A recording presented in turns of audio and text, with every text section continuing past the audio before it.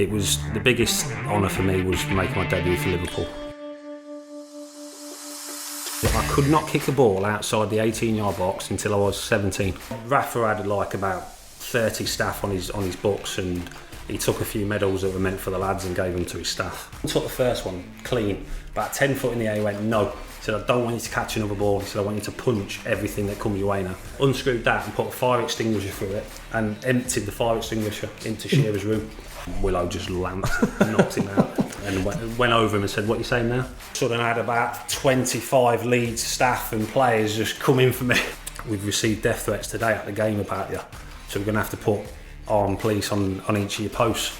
Harry Kewlett had shot in training from point blank range. I've saved it, but snapped my wrist in two. He hit my knee and my knee just burst. You know, I did my PCL, I knackered my back up, I broke my wrist, I broke my fingers, did all sorts, but I'd do it all again just for one game. Chris Kirkland, how are we doing? Afternoon. Good afternoon. What a spread. Hell of a spread. You alright, Chrissy? He's got a bit like garlic bread stuck. It's not our food, is it? Yeah. Mrs. K's No, food. that lasagna was absolutely Tell her fantastic. that, by the way. So we had lasagna, onion rings, Crispy potatoes. Well, they're meant to be a little bit crispy, I bet. and a salad. Yeah. The crisp came through. We like looking after people when they come to the house. It was excellent. Yeah. So, see if you can guess which bowl I stayed away from. The onion rings, the taters, There was plenty of the salad to go lasagna, around. or the salad. Yeah, there's some salad left, weren't there? That was my speciality as well. The salad? Salad, yeah. I don't know if And you not even tasted it. Was it a balsamic dressing? Balsamic, bit of olive oil, Oh. bit of salt and pepper. Delicious. I don't mind a bit of lettuce, but only if it's someone with chicken sandwich. Definitely the best greeting we've had thus far. Oh, Without a comfortably. shadow. Yeah, Without a comfortably. shadow. Thanks for coming on, mate. Yeah, top man. My pleasure, yeah. We've seen you quite a bit recently with the Kilimanjaro walk. We have, kicking yeah. off. Yeah, it's been, I don't know, but I'm sure it's the same for you lads, but it's given me a focus as well. You know, give something to look forward to next year. Getting out and about, talking, you know, having a laugh. It's been brilliant. And they go so quick as well when we go on the walks. It's a social as well, Yeah. isn't it? It's just getting out and having a chat with everybody. It is. It's a good squad, isn't it? Yeah. That are getting involved in the walk. Apart from that one the other week. What was that hill called we did? Kinder Scout. Yeah. We did Kinder Scout in the Peak District, and it was an eye opener for a lot of us, wasn't it? Yeah, I think 30 degrees, about 30, must have been 30 degrees. Yeah. You're not one for sun neither, mate, are you? No. I must admit the day after, because I was meant to do the one up in the Lake District the day after on the Saturday at like 7 in the morning. I got back here about 6, 7 and said there's no way. So it absolutely wiped me out. Yeah. I've had to buy some shoes as proper boots as well, haven't we, Big? Yeah. Because I wore me Nike running trainers, and they were in tatters. My feet were in bits at the end of it. It was never ending, wasn't it? Yeah. It's a basic thing, really, but you know, for players that have retired, from what we've heard, a lot of players saying that they miss that social thing more than anything, and something as simple as, you know, a few lads getting together and going for a walk. Now, it sounds so simple, but I bet it helps, doesn't it? You know, like I said, having a chat and having a Just get out of the house getting as out. well, innit? Yeah. And go and have a bit of crack and... we could start our Norm Under said the that, Cosh didn't footballers Yeah. together, whether it's tapestries, knitting club. Could do all sorts. Yeah. Well, Norm said it, didn't he? He said that, 33 years he'd been involved in football. Never, like, the thought of going for a walk before, he was like, nah, that's ridiculous. And then he found himself with a lot of time. One of his mates said, look, come out for a walk with me. And he's not stopped since. has he? Yeah. He's not stopped since. See, he's got his magazines and everything. Yeah, hasn't he? He's a pro. It seems to be a glass of wine reading Walker's Digest or whatever it's called.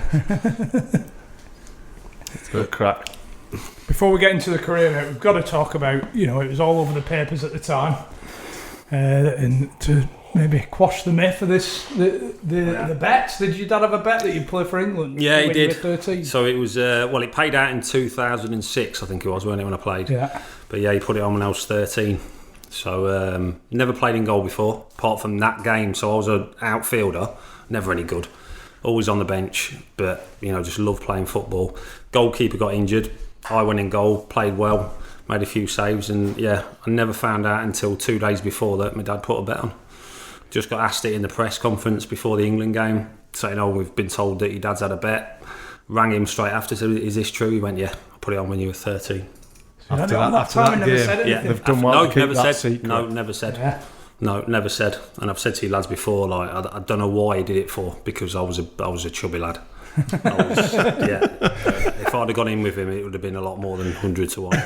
It was 100 to 1, Look at £100. him. Look at me son. You don't give me 100 to 1 on him. Look at him. Trying to get 10 million to 1. Playing for England. Yeah. Yeah. 100 to 1. Can we just confirm what I'm trying to put this bet on? I'm trying to put that this chunky 13-year-old lad is going to play in the nets for England. We'll give you 100 to 1. But there's a few of them that did it. So we used to run like a social men's club on a Sunday and a Thursday, and I used to do the scoring for the snooker and the darts. So there's a few older chaps that my dad knew that went in as well. So they put £10 in, £20 in and stuff. So do you know the woman or geezer behind the counter? Would she have had to, or he would have had to make a phone call and do a bit of background check? They couldn't just go off the top of the head. 100 So to they 1. ring up, then they do background checks, see if anyone's been involved in football. My dad's dad was a good player, but never like Villa come for him 3 years in the on the spin when they were the team back in like the 50s, but he never wanted to play football. So they knew there was some kind of background. My dad was he played semi-pro. He admits himself he was never anything special. But I tried to get the same with Lucy, and 25 to 1 I got for her to play for England or Scotland. So they do the homework, which is. Rightly or wrongly, but 100 to 1, it should have been a lot more than that. At least 1,000 to 1 hour. Yeah. Well, you said if Leicester are 5,000 to 1 to win the Premier League, you've got to be thinking. Well, my it's mate gonna had be a bet on his son. So this is when he was born, though. So as he was born, massive Evertonian. He had a bet on his son to play for Everton and score before he was 21, and he got like 19,000 to 1. Jesus. Did he do it? Jesus. He's in the academy at the minute. Is he? Yeah, he's in the academy at the minute. Yeah. You've been going out. I've been knocking on. What's the manager called? Ancelotti. And Yeah, Carlo. Any chance? Hey, La. My dad said a bet, La. 15. I think he's 15. He's a goalkeeper, so he's got no chance of scoring. But he's doing well. He's doing really well. But I think you have to put them bets on when they're more or less born before you know anything like that. Yeah, but I'm sure Curtis Woodhouse, somebody from his family, put a bet on him becoming boxing British champion when he was young. I don't know if it was when he was young or just after he retired from football. And obviously he did. He did. I think there was a programme, weren't there? Rory's dad did the same. Rory McIlroy, didn't he? He put a bet on to win the US Open, and he won it. I think they won a lot of money. There was a few of them that did it in the local pub. So there's a lot of people that have done it. Obviously, there's a lot of people that it's not worked out for, but yeah, thankfully it comes. What do you think your dad was more happy about? You playing for England? Did son play for England, or did he have the slip in the crowd? He never. Well, he pocketed it straight away. He wouldn't have spent it. He'd have put it where he kept the betting slip in his cupboard, like in a little box underneath. So he used to bury his he used to keep a bit of money in there as well. But I always used to know where he used to keep it. So when I was a youngster, I used to go and nick a couple of quid and nick that. But he, still to this day, I think he's not spent any of it. He's proper old fashioned. My dad, he doesn't spend anything at all. I can just imagine you ringing your dad after the game. Dad, how do you think I did? Oh, I never saw the game, mate. I was down at William Hill. Well, they played out the day after. They were counting money. So William Hill come to his house the day after and made a big. And gave him the check. Gave him the check for it. So yeah, there was a few of them involved, which was nice because it weren't too far off Christmas. So a lot of them bought presents for the kids and stuff. So I think it's it was great. Quite good publicity for William Hill, really. Yeah. You know what I mean? I'm sure they'd be happy to. I'm sure they brought a photographer with that check. There was a bit of a deal, mate. I'm sure Rory's was with William Hill as well, because I think they're one of the only ones that do it. I was going to say it's quite a specialist bet. It's a specialist bet. Yeah, they're the only ones at the time that would do it. My dad said he asked for a lot of them, but they were the only ones. Yeah, who was England manager, by the way? Steve McLaren. Yeah, Steve McLaren against Greece at Old Trafford. That's the only downside, that it was Old Trafford, not Anfield. But yeah, coming at half time for Paul Robinson. Yeah, coming at half time and managed to keep a clean sheet. And then I made my debut for Wigan on the Saturday. So I'd actually played for England before I played the first game for Wigan. You've been in a few squads before getting on the field. Yeah, I was in a few, but there was a lot of good keepers around. Yeah. David James was still playing, Paul Robinson, Ben Foster, Robert Green. There was a lot of good keepers. But yeah, it should have happened before it did, but for whatever reason it just didn't happen. But glad it's it's only one cap, but glad it's happened. Yeah. But I've always said it's not the most important thing for me. And a lot of people say playing for your country is a pinnacle, but for me the bread and butter was my club football. That was my bread and butter for me. I'm delighted I did it, but it was the biggest honour for me was making my debut for Liverpool. You know, supporting them all my life. First game was when I was 7. Nothing will ever beat that. Not even playing for your country, which some people will say, well, that's, you know, disgraceful or whatever. But for me, because maybe if I'd have got a few more caps, it would have been a little bit different. But it was always about club football for me. I thought you just jumped on the Liverpool fan bandwagon once you played for them. No. Like Mella does. Mella's a Man City fan. Well, they say, Man City were in Sheffield Wednesday because his old man played for Sheffield Wednesday, didn't he?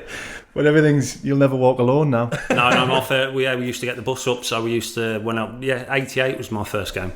So my dad was Leicester fans, they were all Leicester fans. Seen the red candy kit on TV, I thought, I like that kit, I'll support Liverpool. So we used to get the bus up.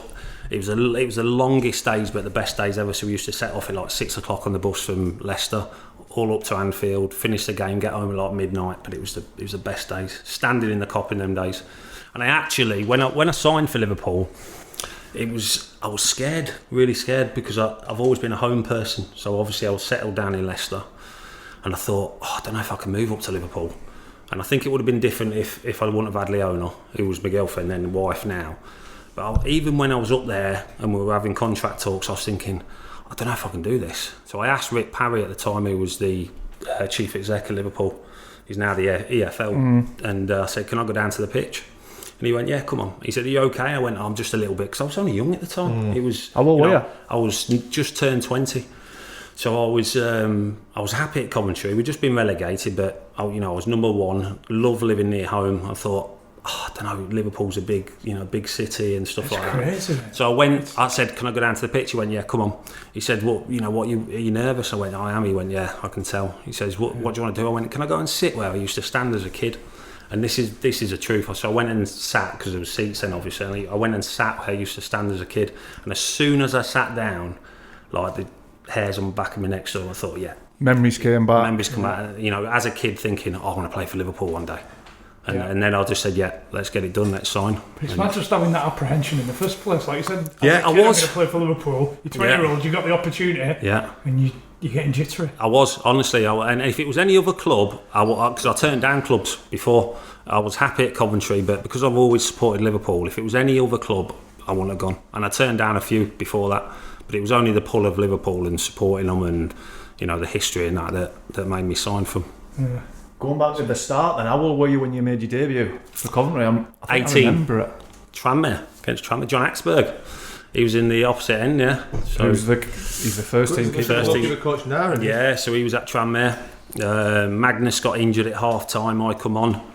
And I always remember, because my first action, a big ball got, like the old days where it gets booted up into the box and you got all the strikers coming after you, and this ball must have gone about 100 foot, and it was about 16 yards out, and I've come and took it basically on the edge of the box, and it stuck. And somebody always said to me after, he said, if you'd have dropped that and they'd have scored, your career could have been totally different. And I totally agree with that. And that was my first action in the first team. I suppose that's it for a goalkeeper, full stop, innit? A mistake's a mistake. I can define magnified. You. Especially a young lad as well. I was 18, that could have, but luckily it didn't, and managed to get in the first team. And things happened really quick when I went to Coventry. It all from signing in the youth team to making my debut to moving to Liverpool, it all happened really quick. So even though you got relegated, you must have had a good season yourself. Yeah, we got relegated at Villa, which was tough. I got player of the season, fans player of the season, players player of the season, but when you get relegated, it's tough to accept that. Yeah, it's tough to accept it. And then obviously the club was in big trouble money wise. They sold a few players and they've never really recovered from that. But they never forced me out.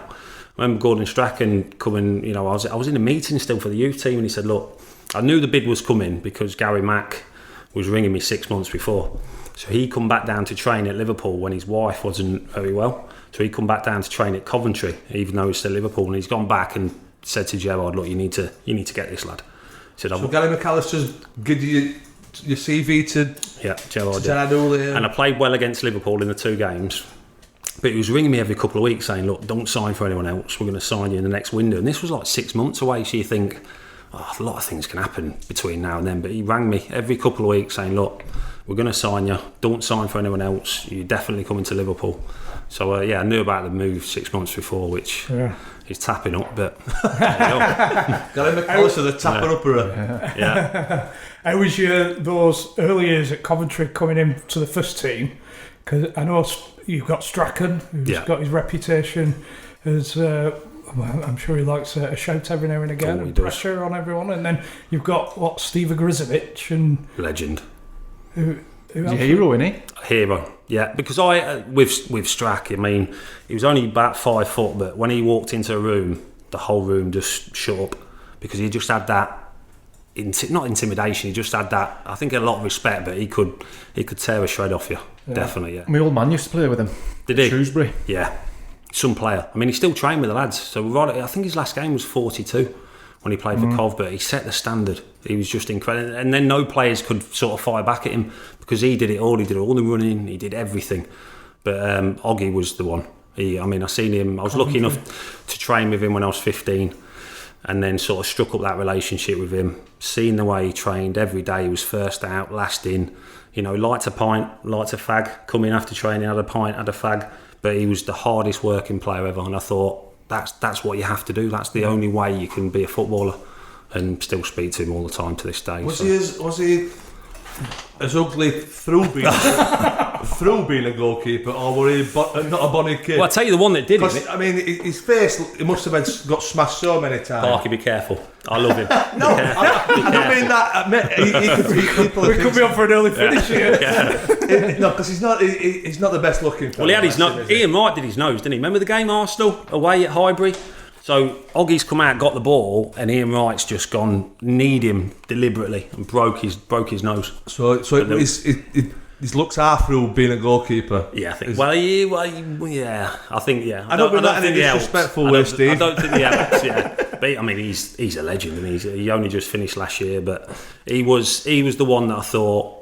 You know, that's the only way to train. That's the only way, and I always prided myself in that. Like I said, I was lucky. I had Gordon, I had Oggy, I had some young Macca. You know, some young players, some players at a young age, which sort of set the trend for the rest of my career. Yeah, so I really look up to him. Yeah, I was really lucky. Yeah, Was Strachan all right with the young lads, or was he hard on you?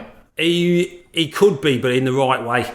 So he would never hammer you in front of the old lads, but if he needed a word, he would take you in his office and say, look, you know, pull yourself together and stuff like that. But he just had this knack about getting the best out of players. And he gave me my debut, so, you know, a lot of people... Forever grateful to him. Oh, you do, yeah, you do. Big Bambi, he called you, didn't he? He did. But, do you know what this is? I could not kick a ball outside the 18-yard box until I was 17. Honestly, I could not kick a ball out. So at 13 you're chunky. Yeah. At 17 you can't kick a football. And that is the truth. And you played for England. I swear to you, Parker, that is the truth. Centre half taking goal kicks. And I actually come on pitch a couple of times for the youth team as well when I was at Cov. So because I still love playing outfield, but honestly, I could not kick the ball. I just couldn't. I didn't have the power in my legs, like you said. I was Bambi, so I had skinny legs. And I just had no power at all, so I could not. But then all of a sudden, it all started to. When I started to train with the first team, it all sort of come together. I can't imagine you playing out, Kirk. I'll be honest. Can you not? What position were you? I'll tell you now. I'd get you 10 goals. I'm being serious. I would get you 10 goals. Put it in the box. Yeah, put it in the box. All keepers fancy themselves, don't they? Outfielders. But yeah, I'd love to try. So were you how long before? Because was it Headman? So it was Oggy and then Magnus come in. Yeah, Magnus was number one. So I mean, at the time, Sweden were unbelievable. They had the best defensive record, you know. But Gordon, he's seen some in us and he put us instead of Magnus, which was he was a specimen as well. Magnus. He was. Yeah, I mean, we used good looking fellow, wasn't he? You know what though? He was brilliant because he could have been really up. Because I shared a room with him, but he couldn't have been any nicer to us. He said, listen, you've took my place, but I'm always here for you. Anything you need. He said, obviously I'm not happy about it, I'm going to push you, but he said there's no problem with us two at all. And he was amazing, really was. I asked Jimmy Walker that about, is the goalkeepers union a myth? Yeah. In terms of, you know, because it's quite painful. You know, sometimes on Twitter, everything's GK union. Yeah. But Jimmy was like, no way. No, it's true. Yeah, I've never worked with... Through my career, I've never had a problem with anyone I've worked with. Player-wise as well, to be fair, but keeper-wise, because you are together, that long and you train together a lot, you've got to have that special bond. And I've never had an issue with any keeper really at all. But you know, if you sub and you're winning 4-0, you must be thinking, I hope he throws one in. Do you know what you do? I hope he throws one in, well, and then we're winning 4-0 next week, and he throws another one in. Well, the only way you're going to get in. No, it's not personal. But the only way, and was when you're in goal, you know, the only way you're going to lose your place if you loss of form or you make mistakes, and that's the only way a keeper's going to get in, because it's different to outfielders. Outfielders can play in many positions, but goalkeeper needs a lack of form or an injury to the number one to get in. And that's just the way it is. But you don't wish it on them, but you do if you know what I mean, because you're desperate to play. But, you've got to look after yourself, haven't you? Yeah. Well. Coming in with mind games and training, just like just giving them shit service and stuff like that. Well, that's what it come down to. Though in training, I just wanted to be. I wanted to be better than him. I wanted to be better than Oggy. You know, I wanted to be better than anyone I train with, and sort of carried that on throughout my career. There must be people that don't buy into it, and what you were saying about half stitching them up, half getting in the goalkeeper coach's ear, and I bet there's a few keepers. That's what I was looking for. I'm sure there is. Snakes. I'm sure there is. Yeah, but I can honestly say, no, never had any issues with anyone. I mean, when Westy come to Sheffield Wednesday, we obviously heard about Kieran and his reputation and stuff like that, but not an issue at all for me. He was respectful. He was, obviously I was older than him, but I heard he could be a bit of a, bit of a wrong'un. But he was great, and I think it's how you treat people as well. I think if you want to be treated the way you treat people. So, but yeah, I mean, I've heard stories on other goalkeepers and hating each other, and the atmosphere in training's awful, and you just can't afford to have that. Not when you're together you're together that much. That's exactly what Jimmy said, isn't it? Yeah. Is that the goalkeeper? The goalkeeper. What word am I looking for? Goalkeepers union. No, the coach. The goalkeeper coach. Yeah. Is that part of his job then, keeping you all, as much as the service and everything like that, him keeping you as a tight-knit group? Yeah, and I think when they bring keepers in, they obviously do the homework now. Like managers do. Yeah, they have to. That's the I mean, I get asked that all the time now about players, get keepers, outfield players. It's not how good are they, it's what they're like off the pitch, what they're like in the dressing room. How did you fit in with that Coventry dressing room then? Because we've got Carlton Palmer, big characters. Craig Bellamy, CP, he was a character. We've got Huckabee. He was a character, CP, yeah. He was, but you know what? He was good as gold. He always used to nights out. He always used to tell the lads you can come and stay in the West Wing if you needed a place to stay. And what was his name? CP likes the DP. CP. Yeah, but he was. Yeah, we had some Bellas. Yeah, Bellas he was a handful when he first come from Norwich. I had to pick him up actually from the Hilton, so he moved up. I had to pick him up in the mornings on the way in. Never said thanks. Picked him up, literally got in the car, wouldn't say anything to me until we got to training. Got out of the car and I was like, oh, okay, Bellas, there you go. Yeah, but he pissed a few of the lads off quickly at Cov, and he got, I think it was Paul Williams, knocked him out in the changing room. Paul Willow said, listen, you've got to be more respectful to senior pros, and Bellas, being Bellas, said to me, oh, fuck off, you old cunt. And Willow just lamped, knocked him out, and went over him and said, what are you saying now? And then, to be fair, after that, it calmed him down a bit. But it did. Did he mean more respectful on the pitch? Both. Just he was. He's not saying thank you for getting picked up on the morning. That's true. Bellas, he was just. He was. He come across as arrogant at times, and a lot of the players didn't like that. And he come in, I think he was 6 million at the time, which was a lot of money, and he thought he was the bee's knees. And he quickly got brought down. Dion was there as well, Dion Dublin, so he got brought down quickly. Big lad as well, Williams, wasn't he? I just remember massive thighs. Yeah, Richard Shaw as well was there at the time. Yeah, they had a good team at Cov. We had some real good players. Robbie Keane was there. John Hartson was there. So we shouldn't have really gone down when we did. But I remember the Moroccans. Were the Moroccans there? Haji, Chippo, yeah, they were there as well. So we had a damn good team. But was Bellamy backing it up with his talent? Not really. No. So that makes it even bitter. Yeah, not really. Even more of a bitter pill, isn't it? If you've got a bit of swag, but you're unbelievable. I think with Bellas, he always thought he was too good for Cov. Yeah. So where did he go after that? Was it Newcastle he went after? He went to Newcastle. I think, Newcastle. So he did have some big moves, didn't he? He did. Really big moves. He had some big moves. I can just wonder what he's thinking when he's lying on his back and he's been chinned. I think I might just need to calm down now. Yeah. Well, you do, don't you? By the way, yeah. I've never been in that situation. Come here.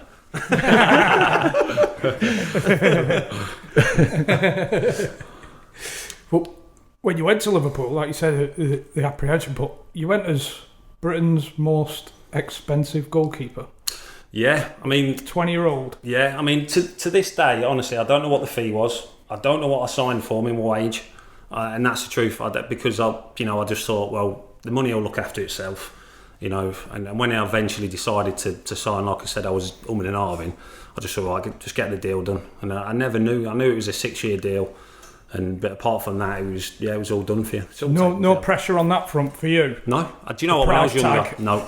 And I always said this, I didn't start feeling the pressure until I was probably 30.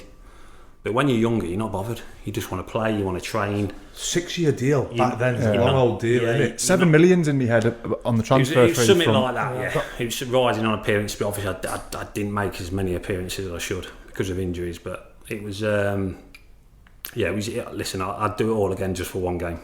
I've said that many times. All the injuries I had, and I had some bad injuries when I was there. I did my PCL, I knackered my back up, I broke my wrist, I broke my fingers, did all sorts, but I'd do it all again just for one game. What did you go in as? Did they sign number you two? As number 2? Yeah, so he told me, so Gerald rang me and said, look, we're signing Jersey Dudek, same day. He says, come in, learn from him, work with Joe Corrigan, the goalie coach, work with these players, and he says, when you're ready, I'll put you in. And he was true to his word. It's just that every time I got in, I got a bad injury, more or less straight away, so it knocks the stuffing out of you.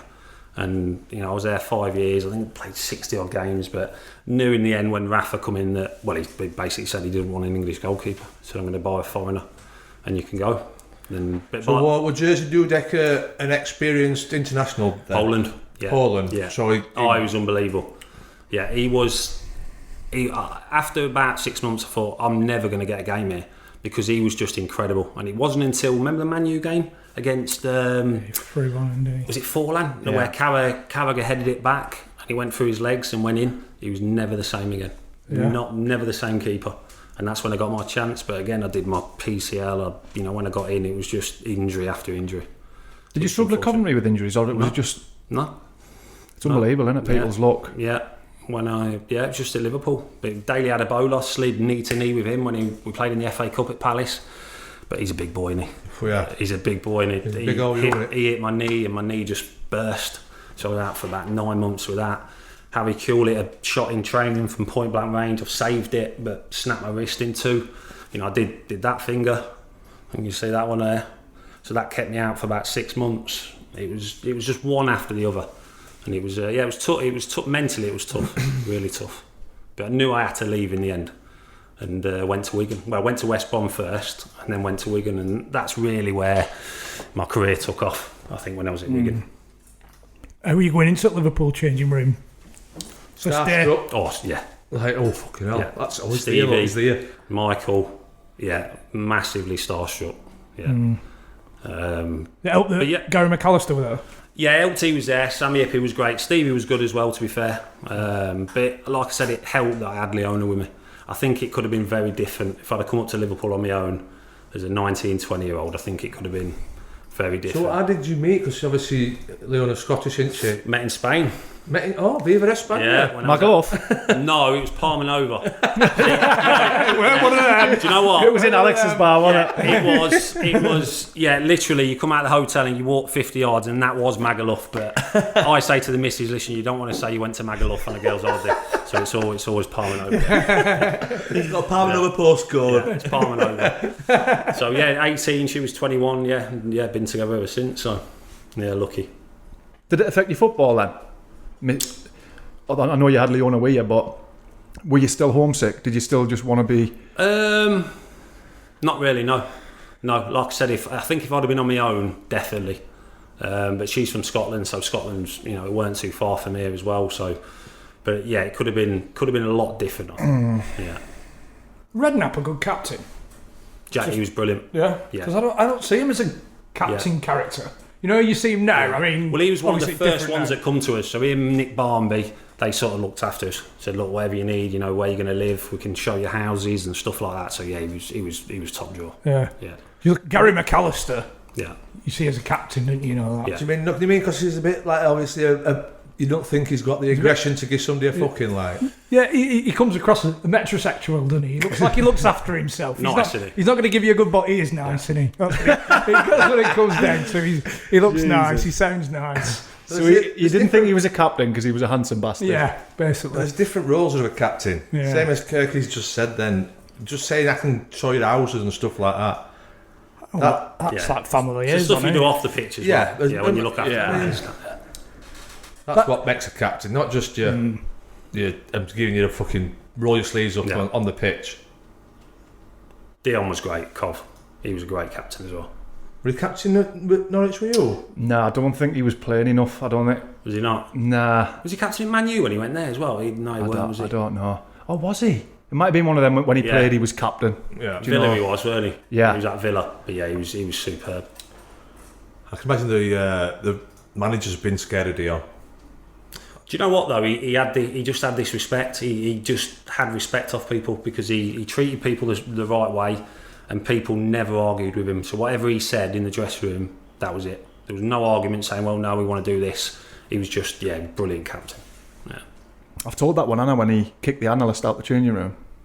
He stitched At Norwich. At Norwich. Did he? We had a night out midweek, and Dion was there, and the analyst was out, and he stitched us up, the gaffer. So the analyst walked through the changing room the next day, and the changing room was full. All these lads coming in on the morning getting ready. He's just embarrassed them, but the lads were like, "Fair play." He went, "Don't you ever repeat what basically stitching on the lads. Don't you ever do that again. Get out." Kicked him out. And had to walk out with his laptop and his tail between his legs. Don't you ever? Yeah. You could hear it, couldn't you? It School was teacher echoing around the changing room, but it was brilliant. And I down a Pegasus. he was sound with them after. He didn't hold it, but he made a point of saying that we're together, kind of thing. But was that your own personal question, the Redknapp captain one, or one off Twitter? No, it's my own personal question. Right. Soft spot for Jay. Yeah. it comes up quite. David Norris is still your favourite, isn't he? Yeah. Otsemabor. He's a big fan of Otsemabor. Yeah. Oh, a story about him, by the way. So when he was at Liverpool, he lived in Toxteth, Semi did. So he come in one morning on the Sunday in the treatment room, and he was limping. So he was coming limping, and the physio went, "What's happened, John?" He went, "I got shot last night." He was in a bar in Liverpool and got shot in his arse, and you could see the bullet. It was straight through his arse. He had a big hole in his bum. Yeah, got shot. We've obviously had him on. But what did you, as players, did you think he was a bit of a wrong one, a bit of a scally, or? I think he put himself in situations what he shouldn't have done. Yeah, he said that, didn't he? Yeah, he was always out. He was. I think his car got petrol bombed as well outside his house. But yeah, he put himself in situations he shouldn't have done. Yeah, but he's a lovely lad. Yeah. It's mad, big isn't boy it? as well. He loved doing He's his even weights. bigger now. Yeah. Is he? Yeah. Animal. You took a liking to him, didn't you? Oh, well, yeah, we're breaking down. He was a good player, you know. Right, He was a good player. He was a good player. The right back, he quick and everything, but he just, I think he knew a few people that didn't help him, sort of thing, where he was from, his speak. Yeah. Were you injured for the Champions League final? Yes. Yeah, so I had my back operation. So I played in the early games, played against Olympiacos, and then I did my back in, so I was out for 7 months with that. Is that right? Carson offered his medal? Yeah. Yeah, on the pitch after, Yeah, but it was brilliant off him. But when you don't, you could play in every game leading up to a final, but when you don't play in that final, you don't think you deserve it, even though you played in every game before. So Carson played a minute. He played a couple of games. I think he played against Roma as well. Right. Yeah, I think he played a couple of games. But no, just told him, no, listen, you deserve it. You were involved on the day, but that's just Scotty. That we played together when we were under 16s for England. So he was. I think he knew you as well. He knew, didn't he? He knew you'd turn it down. That's right. He'll not take it. Lads will think I'm fantastic. Should have just got that, shouldn't I? I don't know about that. If I've played in every game apart from the final, I think I'm still grateful. Still for think getting I'm the having medal. one. I deserve one. Yeah. Well, you do deserve one, don't you? I was meant to get 100%. one, but our Rafa had like about 30 staff on his books, and he took a few medals that were meant for the lads and gave them to his staff. What? Yeah, they weren't really meant to. Come on, Rafa. Yeah, he did, honestly. Rafa. Yeah, so never got one. No. How'd you get on with Welshie? Masseur? John. Stuart Welsh. He's at Blackburn now, isn't he? Yeah. I don't know if he's still there. Yeah, he's still there. Yeah, he's still there. Yeah, got on fine with him. Yeah, he was there for years as well at Liverpool.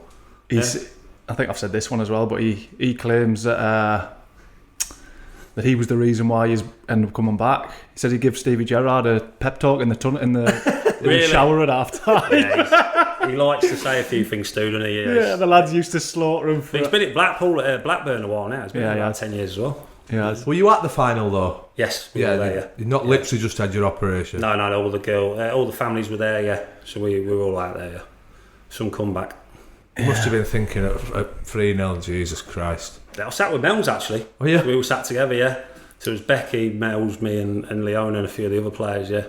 And you listen at half time, you're thinking, John, Well, just take 3-0. yeah. But But we don't want to get Dick 5 and 6. within 13 minutes, it was all changed second half, yeah. I can remember. I mean, honestly, I were a Liverpool fan that night. I don't know what anybody else were like in country, but I were a Liverpool fan that night. yeah. Had Dudek done the jelly legs in training at all, or was that off the cuff? No, Cara told him to do it. Yeah. Yeah, because obviously Bruce. Yeah. So Cara said, look, you're going to have to do something to put him off here. And he just come up with that on the night, yeah. And it worked. Do a Bruce. I remember he saved though. I don't think it was an Shevchenko. extra time. It Was was a that? follow-up, weren't it? Yeah. That's He just when stuck you his know hand it's up, written. didn't he? And went over, yeah. That's when you knew then, you thought, yeah, this could work here. Mad. So were you happy to leave then in the end? I had to leave. Was it getting you?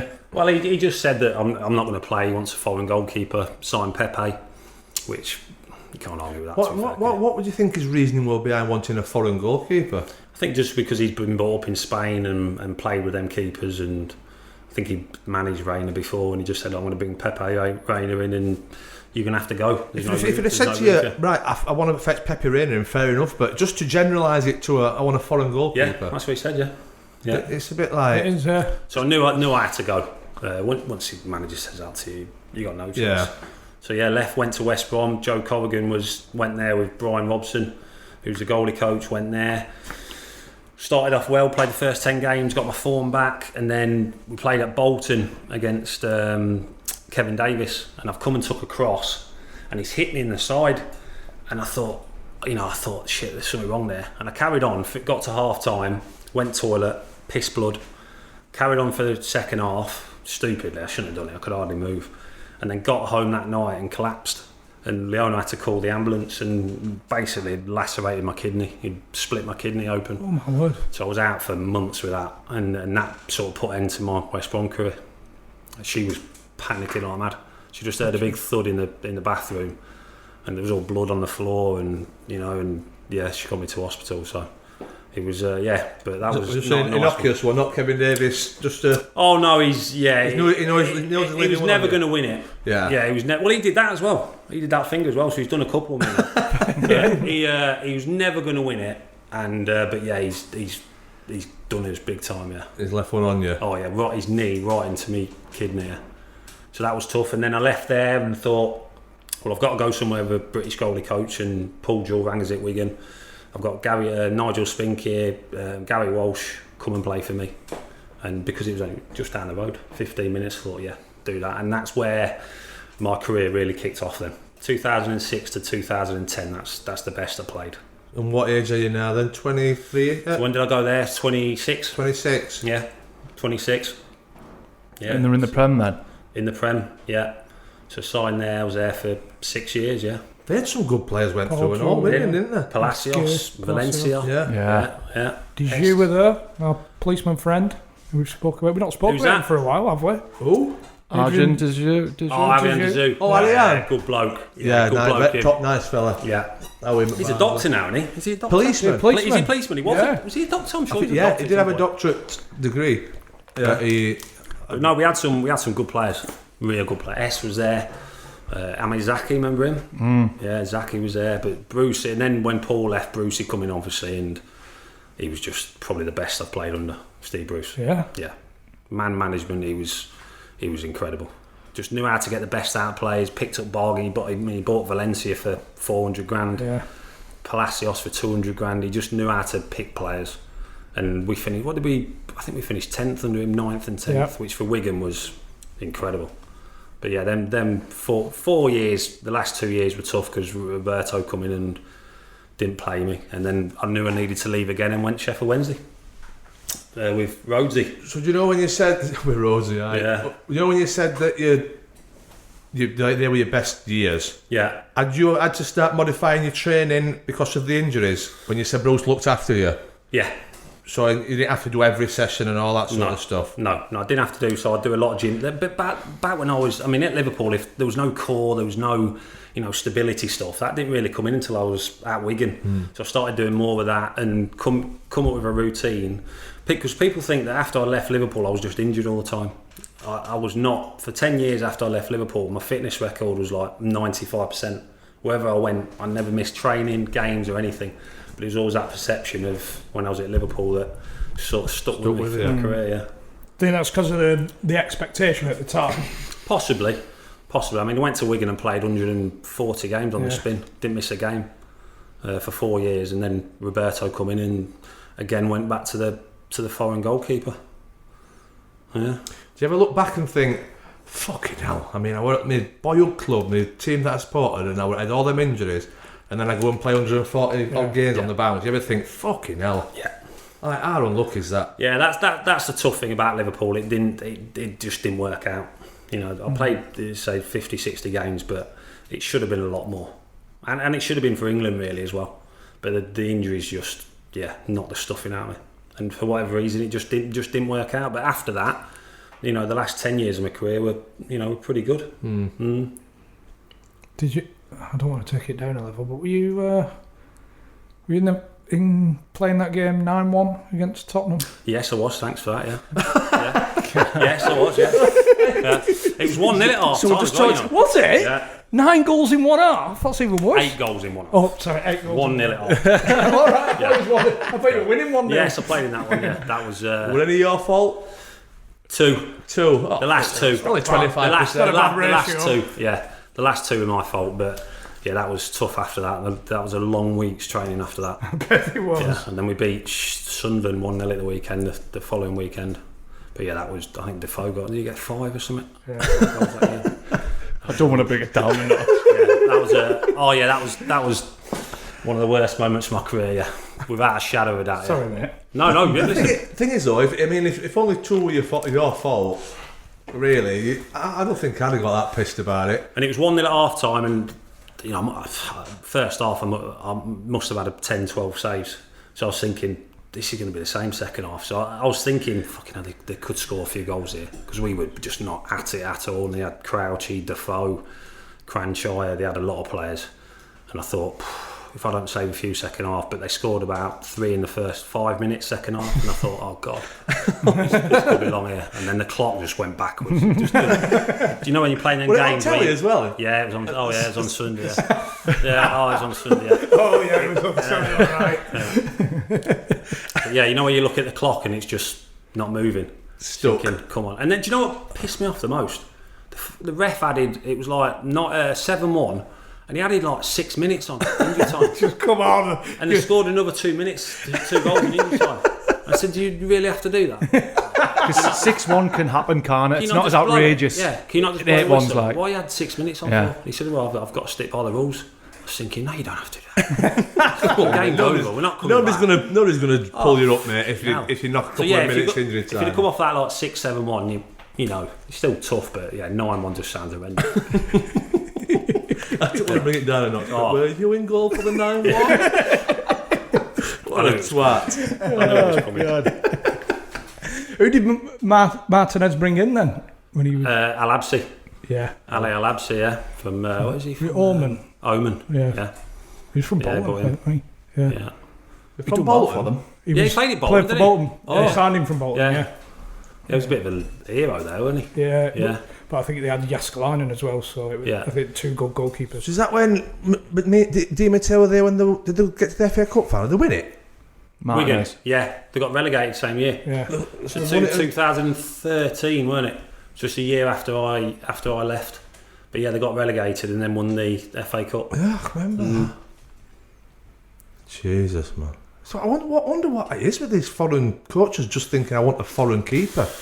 Well, when I first went to Liverpool, Rafa took me for a session, and he said, right, just stand there. He said, put your hands like that, and he said, I'm going to throw the ball to you, and I just want you to jab it back to me, right? So I did that. And I was thinking, what am I doing here? And then he put some crosses, and I've come and took the first one clean, about 10 foot in the air. He went, no. He said, I don't want you to catch another ball. He said, I want you to punch everything that comes your way now. So he told me not to catch balls in training or in games and stuff like that. So I knew it was Fucking hell. He was going. What's the keeper coach do in that situation? Because Well, that was the thing. He never he wouldn't come out training until like the last half hour. So he was never out on the pitch. It was you always with a team. It was always shape. It was always, the sessions under Rafa were tough. I think every player says the same. He was just football obsessed. He was not bothered about players' personal lives or anything like that. He was just ruthless. Ruthless. Yeah.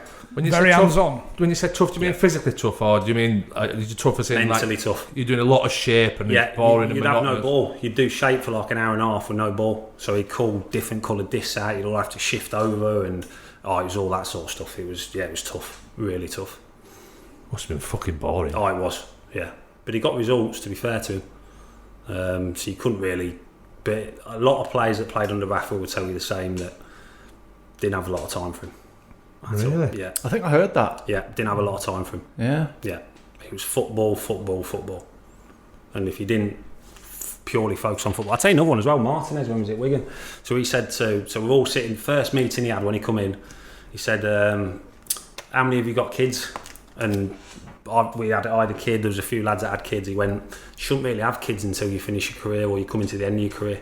So it's because they can put you off your career, sort of thing. That was the first thing he said.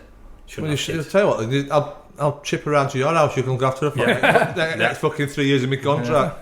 So that was the first thing he said when he come in. Shouldn't have kids until you come into the latter end of your career or when you finish your career. Surely, that's like taking some kind of communist gymnast approach. It didn't go down well. If that gets out in the press, he's getting slaughtered for that. Yeah, that was his first meeting. Yeah, suddenly you're all focused, 24/7 on football, and he was just relentless. But yeah, that was one of his first meetings. So were you all right after that then? Well, when he come, we were 17th in the league, and he said that you're not a bottom three team. He says, I see you as a Champions League team. So again, that was one of his first meetings. So he's told us not to have kids, and he's told us we should be in the Champions League.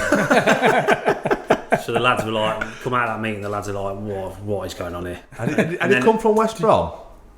Swansea. Was it Swansea? Might have been Swansea. So after that... I think you're on about a different fella. You're on about Di Matteo, aren't you? Yeah, I am, yeah. No, but he was at Swansea as well, Roberto. But after that, I mean, we never got out the bottom four. We were always like 4th, 5th bottom. So we never got up to 4th position. Like a couple of lads put the kids up for adoption still, didn't they? Champions League. Actually, really annoyed me when he said that. Yeah. Because we had Lucy in that. Yeah, a few of those lads, didn't go well at all. I don't know why you'd even say that. Even if you thought, you just don't, do you? No. Because the chances are there's a lot of people going to have kids in the room. Well, there was, yeah. Then what are you meant to do? Yeah. You say take them back? Sorry, I'm really sorry. I've got a 4-year-old. I'm sorry. Then the Champions League shot after that, because we'd always battled relegation, and we knew we weren't the best players, but we had a good team spirit. But when he come out of that one, we're like, oh God, who is this? He's all right. We've got a fucking whopper here, lads. I know you got to be positive, but Champions League. We've got a whopper here. Going back to Brucey, I mean, I know I'm a Sunderland fan, but I was delighted that he's done well in Newcastle. Yeah. We've had mixed reviews, haven't we? Yeah. Of Brucey? Of Brucey, yeah. Of the lads, some lads just couldn't get away with him. Who was it? Couldn't get on with it. Horsfield? Yes. Horsfield didn't. Yeah. Where was Jeff at with him then? Birmingham. Oh yeah, of course he was, yeah. Yeah. And a couple have said that he was really good, but I think it's the same with any manager, isn't it? Managers, you get on well. Different personalities. Yeah. If you have a good spell under him and the player and everything, you're always going to. You wouldn't have got on with Rafa, I don't think, would you? No, I mean, like Rafa, we need a fucking football in here, mate. And competition at the buffet. Well, he banned all that. He banned all like butter, milk, all that sort of stuff, jam, the lot. I think he followed on for. It was the third Wenger, weren't it? I think he did it first, didn't he? But yeah, Brucey was he was amazing. He as man management goes, he's the best I've worked with, and he's a good manager as well. I mean, he gets a lot of stick now, like Newcastle saying he should be sacked. And you look at his CV. I know a lot of it's in the Championship, but his CV's brilliant, and can't see why he gets so much stick. What did you have personal experience of the man-to-man management? Like, with Brucey? Good for you, yeah. Oh yeah, he used to come up to you and say, "How's things at home?" He knew who your wife was, knew your kids' names. Yeah, that makes. I imagine that makes knew all that. How's the owner doing? How's Lucy doing at school? Yeah, all that So sort of stuff. complete opposite then. How's your kids? Not send them back. Yeah. Oh yeah. Oh, complete opposite. Could you get rid of them or? Yeah. You're not playing this week because your missus is pregnant. Yeah. All right, no bother. No, he was completely different, Brucey, to Roberto. Yeah. It seems like I mean, I've had an afternoon drinking with him, and he's just a nice bloke. Yeah. You know what Brucey. I mean? Yeah. Like, I mean, he just got sacked from Sunderland actually, and he went to put his money in the kitty, for his round, and he put a 50 in. Put a Reading in. I said, "Fucking hell, you've just been paid up, have you?" Just like there's a nod and a smile. He used to join in the boxes, didn't he? So we used to do boxes at Wigan. So he used to join in. And any time we give the ball away, he'd be like, "Oh, you're in." He says, "How many games have you played for Man U?" I said, "Get in." It's like 600 games for Man U. Yeah, so he had the banter with it as well. Yeah, he was good. Who was at Sheffield then? Manager wise. So it was Dave Jones. So he signed me. you? Yeah, he signed me, yeah. Dave Jones. Stuart Gray was number 2. And then Dave left and Stuart took over. But yeah, Dave Jones. Yeah, but Stuart did all the training. Like, Dave didn't really get involved. No, he was same at Cardiff. He didn't. Yeah, Stuart did all the training. But yeah, great club. Yeah, really good club. Fan base. Massive, innit? Yeah. But that's obviously then when I started travelling there, that's when the problems off the pitch sort of started to happen. Being away from home and travelling and stuff like that. So it was a tough 3 years there. But if it wasn't for being such a good club and the staff, then I'd have walked long before. But it was. Yeah. Did you have? Obviously, we'll get into the problems that you had. But did you used to have problems when you were travelling to away games when you were still living at home? For the Friday, you should leave Friday morning night and get back Saturday I never night. wanted to do it. Yeah, I never felt comfy doing it. I mean, even when at Wigan sometimes we had home games and he'd make us stay in a hotel at the Wrightington, and I was thinking, I just want to be at home, home. But yeah, I never, even when I was younger, like when I used to go over England for like 10, 12 days, I hated it. Just hated being away from home.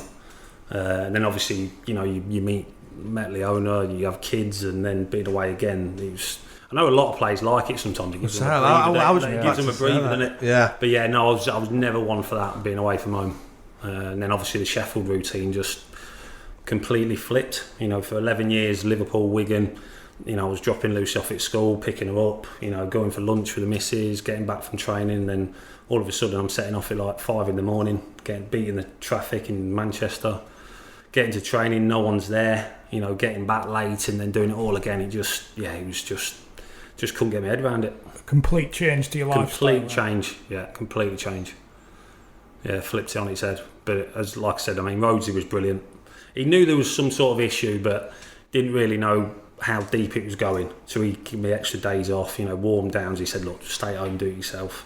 So the club were amazing with us. Were you open from the off? No, said it was Leona.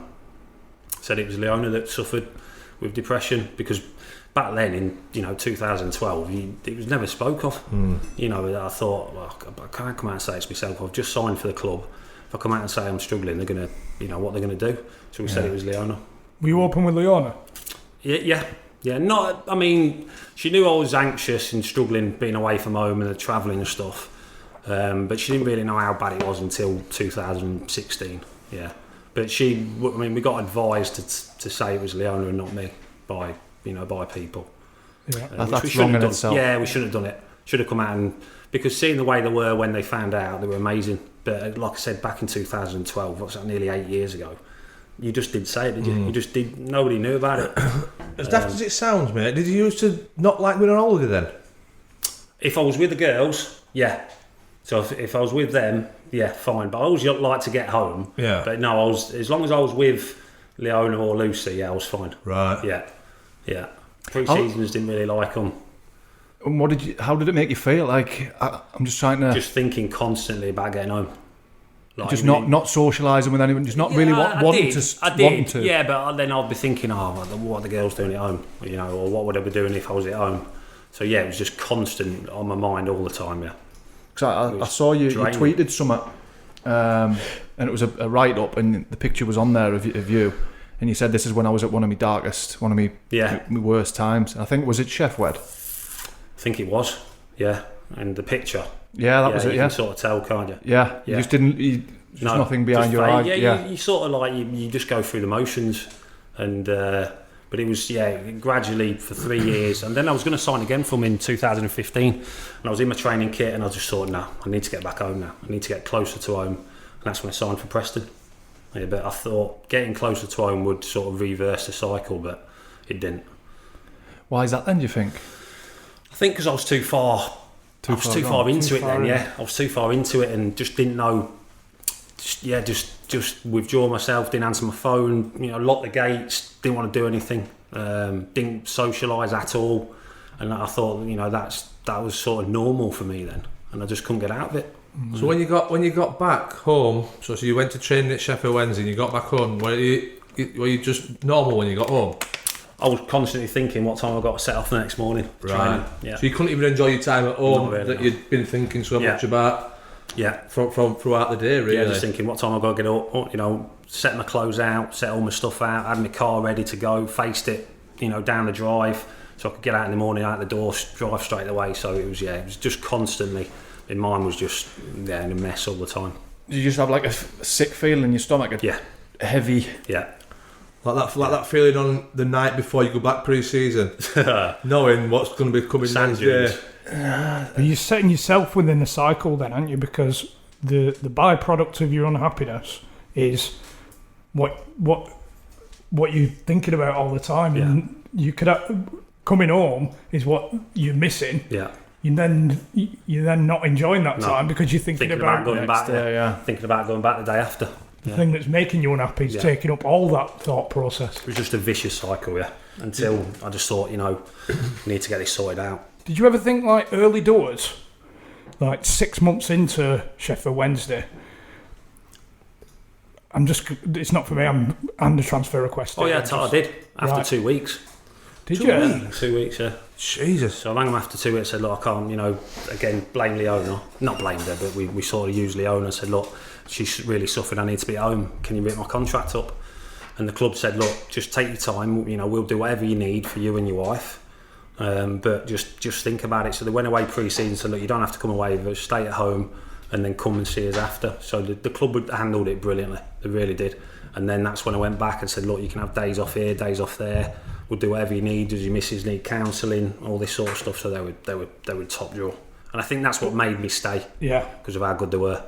But inevitably, that was just a byproduct of it continuing. They give you a little bit more rope. Yeah, it's convinced you to stay. Yeah, for 3 years. You never just think, after it, we'll move over.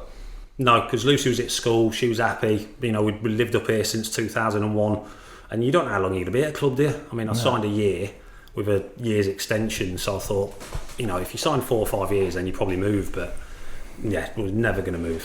Never going to move. So yeah, eventually moved back to Preston. Yeah, number 2 to Jordan. Knew I was going to be number 2, which fitted well because I didn't have the pressure of having to play. Jordan Pickford.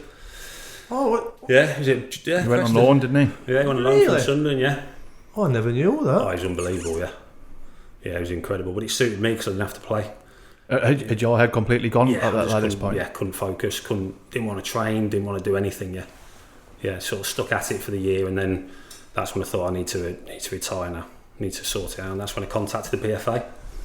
Yeah, and things started to get better. As soon as I asked for help, it was big weight off my shoulders, and for the owner as well, because obviously it's tough for you, but it's tough for people that live with you as well. Yeah. And seeing you become a different person to what they know. Did you self-diagnose yourself?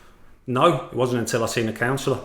They said you're suffering with severe depression, and it wasn't until I started seeing her. I've seen a few counsellors and I just didn't click with them, and I thought, this is never going to end this. I'm not going to get better.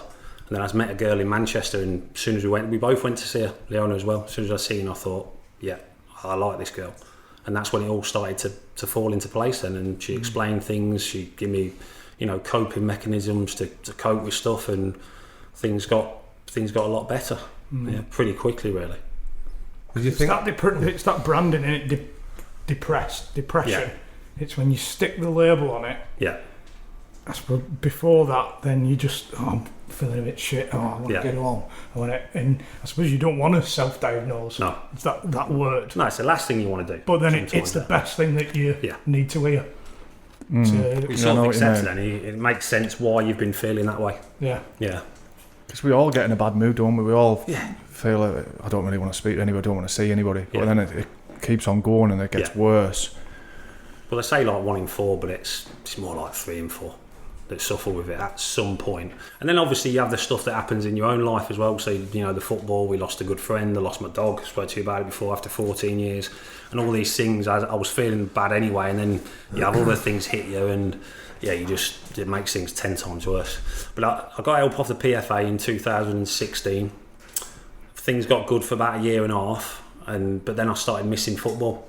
Started missing the dressing room, started missing a routine. You know, it's like you know your routine when you're in football. You know what you're going to do, where you're going to be. So I started slipping back. When was it? Last January. So a year gone, and I thought I just felt myself slipping back again, not answering the phone, not wanting to do anything, not doing any fitness work. And I thought, you know, I don't want to go back to the way I was. So we rang the PFA and said, look, I'm struggling again. I need to go in somewhere this time. I want to go into a rehab place for mental health. So I rang the PFA and they said, look, we can get you in, but it's going to be 3 months. You know, there's a waiting list. And I thought, I can't wait that long. So me and Leona just got on the internet, searched for places close to here, because I didn't want to be miles away. Yeah, that's what I was about to ask that. I mean, if they'd probably sent you to the Sporting Chance, would they? Yeah, which was miles away, straight away. Yeah. They take the phones off you as well. So the first 5 days, you have no contact with the outside world, which I thought, that's just not real. Because then I won't come home and not speak to my missus for 5 days. So we just searched places around here and found a Parkland place in North Wales, which is an hour from here. And I was in there the next day. Rang them up, said, look, I need help. Can you get me in? And they said, yeah, come here. And it was the best thing I've ever done.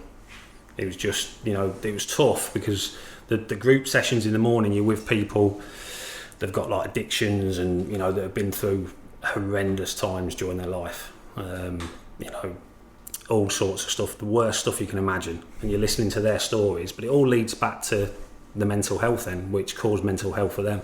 So after 2 days, I rang Leona and said, I'm not sure I can carry on these group sessions. And she said, look, just stick at it and you'll benefit from it in the end. And then after about 4 days, I couldn't wait to get down there in the morning, because you sort of talk and you help each other and you listen to people's stories, and then you'd have the one-on-ones in the afternoon, and it was amazing. And I thought, because I said, right, I have trouble staying away from home. I said, can I travel in every day? And they said, look, we'll do whatever you want to do which makes you feel more comfortable. So in my head, straight away, I'm thinking, well, I'm going to travel in every day and go back there in the morning. But after about 3 days, because I was that comfortable, I started staying over, which was huge for me. Yeah, huge for me. And Leona was trying to encourage it. She said, look, just, you know, if you want to stay over, great. If not, just come home. And I stayed over more then than I come home, which helped, because at nights we'd all sit outside, and it was a beautiful place where it was right on the beach. We just all chatted at night, and it was the best thing I've ever done. And then sitting here now, I feel brilliant. And I know all the stuff I need to do, you know, now when I start feeling a little bit, you know, sweaty palms and start feeling a bit anxious. So yeah, I wish I had done that back in 2016. Did you ever think, you know, you said in these sessions some people have had some like really bad experiences. Did you ever think to yourself, like, how can I be like this? They've had their experiences and now we're a fucking professional footballer for Liverpool and all this. Why should I shouldn't be like this? I said that to them. I said, I can't relate to some of the stuff they're saying to me, because it just didn't. She went, well, just keep listening to it. You know, you might pick up on bits and bobs, but yeah, then there was a little bit of guilt then as well, because there was people in there that have lost all the money, they've got kids, they can't feed the kids, you know, and, you know, whether it's through loss of jobs because of mental health or addictions and stuff like that. So the first 2 days I was thinking, I shouldn't be in this room with these people, because I don't deserve to be in the room, you know, with these people. But after that, and then, you know, it was the best thing I could have ever done. Wonder if they took a little bit of time to think the same. Like, fucking, what's he doing in here? Do you know what? They're great. Yeah, they were, and I was the first sports person to go into this one. They rang me and said, look, you know, it's all private, everything, and nobody would have knew I went in unless, because I did a video on Twitter, so nobody would have knew I'd have gone in. But I thought, I want people to know that I've gone in, so I want people to know that there is a way out when you are feeling that bad. So do you know when you signed for Bury, where's that in the timeline? Did you just left Preston? Yeah. And because if I remember right, did you not really want to sign? Did you not really want to come to Bury? No. So I got offered a new deal at, first of all, I was going back to Wigan in 2015 under Gary Caldwell. So I thought, getting back to Wigan, where I loved it, I thought, that's going to help. Yeah. So he said, come here, sorted the deal out the night before, went in, said, right, we need you to go on a medical. We just need to check things. So my fitness record at Sheffield Wednesday, so they sent all the medical records through, 97 points, Smudge sent them all through, 97% training, games, I never missed anything. Played every game for 92 seasons, and the third season, Kieran come in, but I was on the bench for nearly off every game. So they failed me on a medical. Because I found out they wanted to sign someone else, but I had like 3 other clubs lined up. Burnley were one of them, and I said, look, I can sign for these clubs, are you definitely going to sign me? And Gaz went, yeah, we just need to do all the paperwork and the Jonathan Jackson, yeah, not a problem. Made me wait for 2 days in the canteen, and I thought, this is not going to happen, this. And then Gaz come down, I played with Gaz at Wigan, and I was feeling bad anyway, and I just thought, they're pissing me around here. They're messing me around. And Gaz come down from his office and said, I'm just going out to training now. Will you wait here for an hour for me? Will you wait in the canteen for another hour? I said, okay, I will. And then he literally come back in, took me to his office and said, yeah, we're not signing you. Okay. And that knocked me for 6. I just left. I said, why? Well, you can't stay fit. And I went, how are you saying that? The records are there. Since I left Wigan, my fitness record was great. So then I went to Preston, got offered a new deal at Preston, went in to sign it after the last game of the season and got told that I was too old and they wanted to sign a younger keeper. So again, these things, it was just like bang, bang. And no one knew about your circumstance at this stage? No. Which we all know football's ruthless. Yeah. But I mean, if you played with him and he's your pal and he's still done that, what chance you got? Yeah. And then I went to Bury. But I think I knew I shouldn't have done, but it's always that fight kicks in, doesn't it? Thinking, I can get through this. Yeah. You played football, and give it another year. And as soon as I went there, I just didn't want to train, and we were going away pre-season to Portugal, and the thought of it was just, I was a wreck. Thinking, I can't leave. I don't want to go pre-season. I ended up getting on the plane, ended up going out there, and ended up coming home after 2 days because I just thought no. I don't want to do it. I was on the top of a roof. I was going to jump off, and then Leona Lucy come straight into my head, and I thought, I always say it was like a seesaw.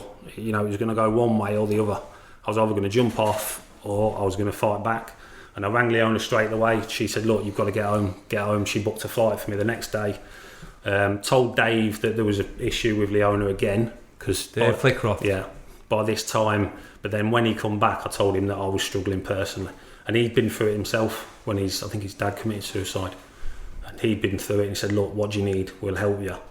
And I just said, look, I just need to finish football. I need to get proper help. And, they terminated my contract and that was it. But you still kick, because I didn't go to Portugal, but I think we were there with each other a few days. So I come back, again, it was that, he said, we'll have a couple of weeks off and then see how you feel. So again, it was that professional pride thing. Well, come on, you can do it now. They've been away pre-season. You're just going to be training. Go back in, and we got to about the 5th day, and there was a game. We were playing in a practice game, and there were shots just flying in. I weren't even diving, and I just thought, I just walked off the pitch, and I just said, look, I'll give it a go. I need to go now.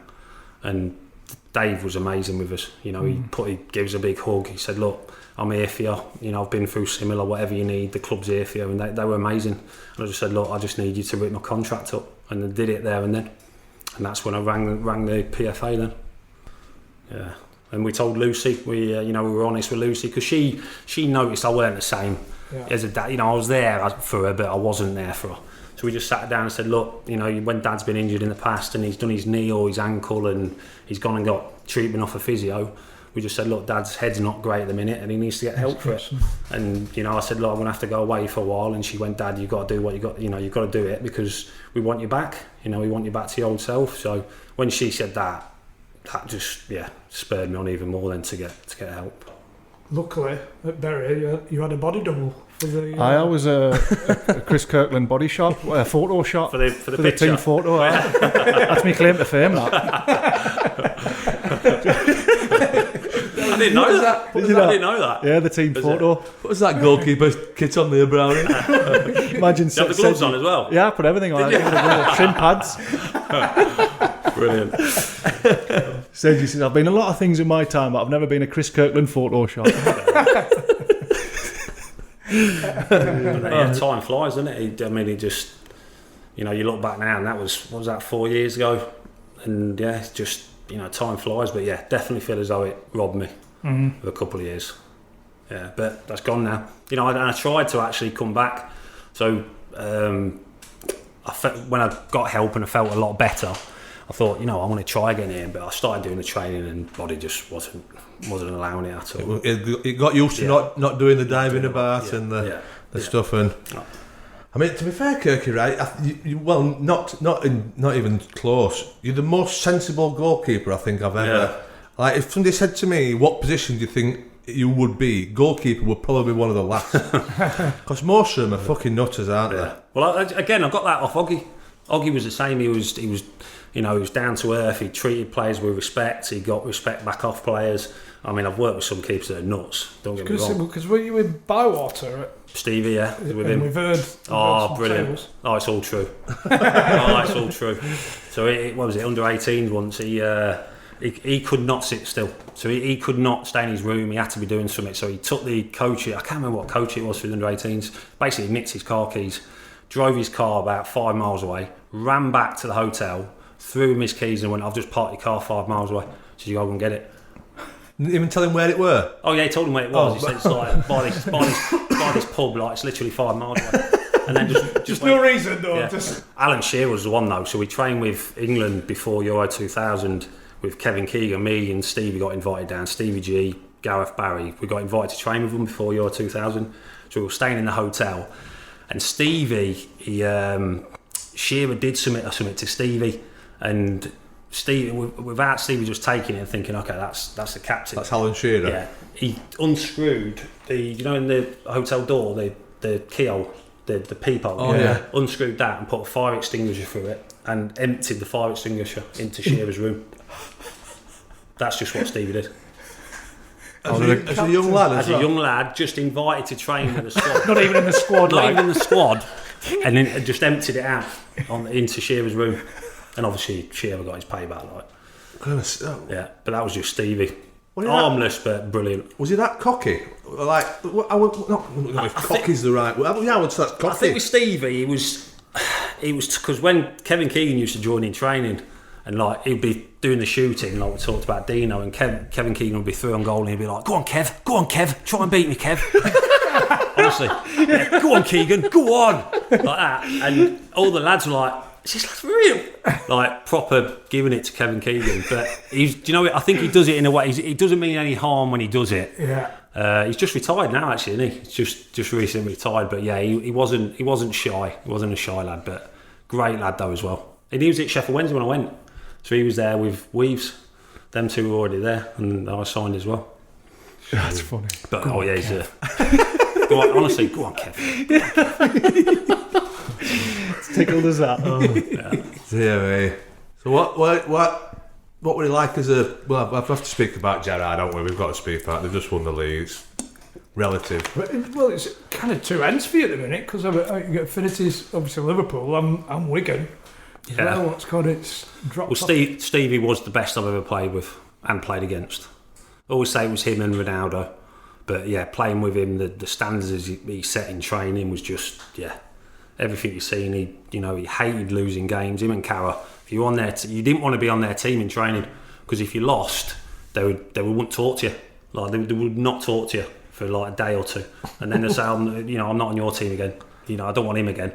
So, they were that competitive in training, but he was incredible. He just had that knack of lifting the team, doing something. Scored the goals he scored. Even at a young age as well, with the pros. Well, he trained, so he went with England in that Euro 2000, so he got invited as well. And even then, he joined in a few of the sessions, and he was head and shoulders above all the England players over there. He should have been in that squad, really. He should have played in Euro 2000. Yeah, he was just amazing player. But you don't realise how quick he was. Oh, he was quick as well, Because he just should seem to glide as opposed to when he had the ball, it was. It's passive. He just when he passed the ball, when he hit it was just a different sound to everyone else. It was just so crisp, and he could put it wherever he wanted to put it. But this was he always the way he played in games was the way he trained every single day. Never like slacked off or never thought, I don't really want to train here. It was the same every single day. Same as Carra, and that's what they both played for them for how many years? We had someone on Twitter mention that was there a bit of a kerfuffle with Warnock? Was it after the Leeds incident? Yeah. And the lad come on the field? Yeah, it was. So he, I think he come over after and said, I literally, to this day, I'd never seen the lad until he was literally there. And I was gutted because the goal went in, because we were 1-0 up, and I think it was the 77th minute they equalised. So I was, when you let a goal in as a keeper, you're sort of like, you're deflated. Even if it's not your fault? Yeah, you're sort of deflated a bit. So you're like, you're not... you're like, if anyone touches you'll go, sort of thing. So I literally didn't see him until he was there, and he's caught his like with that bit, but it hit my nose as well. And it's a fan that's ran around it, for anyone who's not seen it. I just didn't know. It was like I didn't know what had happened, and then obviously I fell down, and then I've heard all the stuff behind the goal and everything like that. But yeah, and then you sort of come round and think, is that really just happened? And then obviously it's not what you expected. No, it's not, no. And so it was like shock. It was, and then the last 13 minutes, I just wanted to get off the pitch. And then after the game, I think he said to me in the press, and he said, I've been told he's gone down far too easy and it's going to make the Leeds fans look terrible and stuff like that. So I just didn't, I was in that much shock, and I was like upset as well, really upset.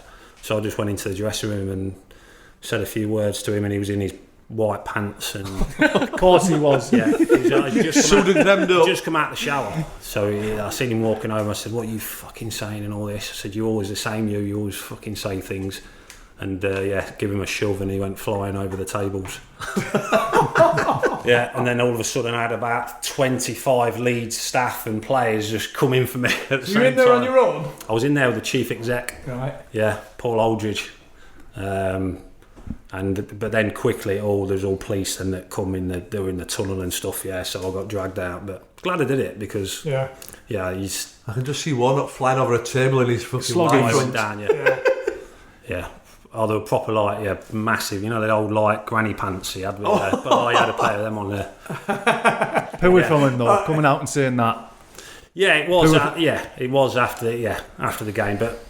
He's done things like that in the past, and he says things, and he rang me a couple of days after and apologised and said that I've seen it again, and he said I just got caught in the moment after the game.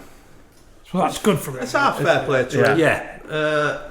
But did there any more repercussions from that then?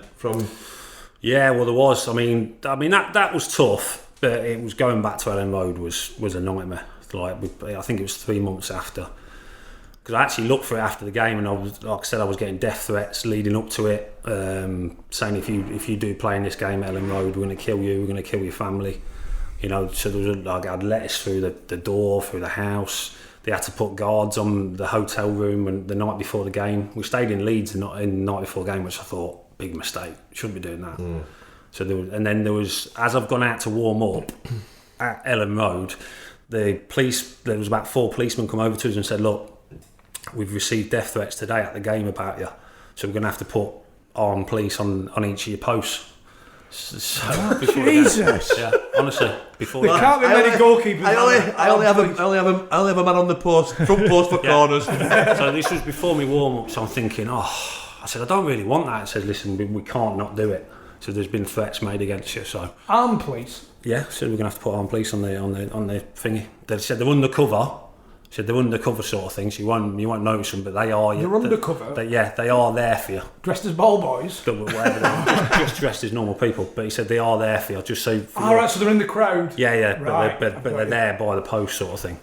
As if there's armed police at a football match, just mixing in with crowd. Yeah. That's madness, isn't it? So, the madness thing about it is that it's necessary. But exactly. The hostel, for the whole 90 minutes, I got abused.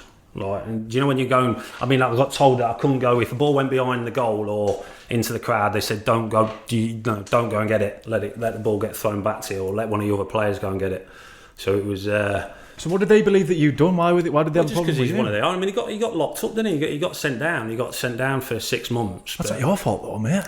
But it's football fans sometimes, isn't it? I mean, Leeds is a hostile place anyway, isn't it? But it was, there was 6,000 at Hillsborough, but having 35,000 of them on top of it I couldn't wait to get out of the ground. That's And poor. then got told never to go back to Leeds again. I got told if I stepped foot in Leeds again, then I wouldn't make it out of Leeds. So It's like if the Birmingham manager said when Grealish got done, imagine him coming out and going, Grealish has gone down, made the most of it. Yeah. Just trying to get Well, one never happened. of our Probably fans worse and bother him, innit? Yeah, he was probably worse, Grealish is, because he didn't see any of that, did he? It was right in the back of his neck, wasn't it? Yeah. Yeah, but it was, it weren't a nice experience, to say the least. Did you have to go to court or? I didn't, the club did. So the club went to court on my behalf. Well, you didn't need to give your version of events, did you? Everybody could see it, couldn't it they? was there. One under any pressure then at Leeds. I'm just wondering if it were a nice Maybe. way of getting on side with the fans. I wouldn't put it past him, you know. Yeah, the whole game was it was evil. Yeah, there was all chants going on, and I think Dave took a bit of stick as well, didn't he, about certain things in his past. Dave Jones, yeah. There was all the Jimmy Savile shouts and all that. He was just. I mean, it was a Friday night. The game, the first game at Hillsborough, should never have been on a Friday night. Yeah, they were all drunk. They were all pissed. It was just a toxic atmosphere. You win that second. We lost 2-1. Yeah, lost 2-1. Yeah, I think we were 1-0 up as well. Coppers weren't celebrating with it. They were probably shooting me in the leg. In pellet gun. We're going to fit in with it. Yeah, so I'm glad I've not had to go back there since, thankfully. Yeah. We're not go for a walk in Leeds then, lads. No, I said that, didn't I, the other week? I said no. There's no walks in Leeds. No nights out in Leeds. No. We've had a couple of good questions from Tom Goddard, mate, asking your favourite save, gloves and kit. Ooh, favourite gloves were Adidas. Finger saves. Finger saves. Oven gloves now Yeah. after that Yeah. lasagna before. Finger saves. So Oggy used to wear them. So when I moved to Liverpool, I saw them with Adidas. I was with them for about 10 years. So yeah, their gloves were amazing. What was the other one's favourite save? My favourite save was against Chelsea for Wigan. So we were I think we were about 16th, 17th, and it was around Christmas time. We were on a bad run, and we were 1-0 down, and then Elka's sort of, a cross is coming, and he's headed it over my head, and it's one of them that if you don't move your feet straight away and go for it, you never get in there. And luckily I've got it and clawed it out the top corner, and we went on to draw 1-1, and then we went on a real good run after that. So yeah, that's probably my best save. Favourite kit? Favourite kit? I quite like the pink one at Sheffield Wednesday, actually. The black and pink one. They have stripes on the front. I quite like that one, yeah. I don't like anything too loud. It seems to like, Campos. Yeah, I mean, I like the old green one back in the day. That was a keeper's kit, wasn't it? Green. All green. It always used to be green, didn't it? Yeah, always used to be green, but yeah, I didn't. Did you used to cut your sleeves? Yes.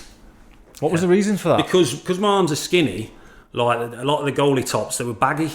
So sometimes I'll be getting ready set for a shot and they'll be going over my gloves. So they'll be like covering my palms and stuff.